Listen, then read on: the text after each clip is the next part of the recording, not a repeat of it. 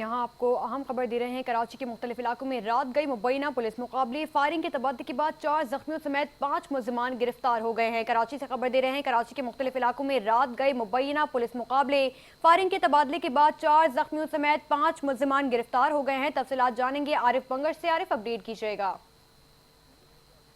मुख्तलिफ इलाकों में रात गए मुबीना पुलिस मुकाबलों में 4 जख्मियों समेत 5 मुलजिमान को गिरफ्तार किया गया है।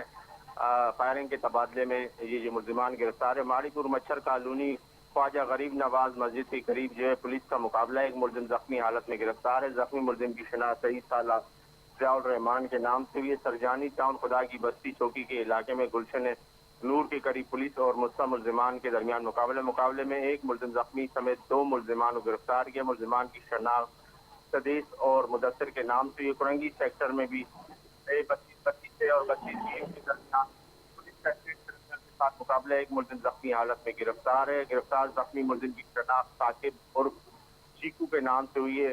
नाजाबाद नंबर 1 के करीब नीचे जो है रिजिया सोशल पुलिस के करीब स्ट्रीट क्रिमिनल का मुकाबला है। दो तरफा फायरिंग के तबादले के दौरान जो है एक मुलजिम इमरान और साहिल को गिरफ्तार किया गया है। गिरफ्तार मुलजिमान कब से आसमान नकदी और मोबाइल बरामद किए। मुलजिमान के खिलाफ मुकदमा दर्ज के मजीद तहकीकात का आगाज कर दिया गया है। जी, तफसीलात के लिए बहुत शुक्रिया।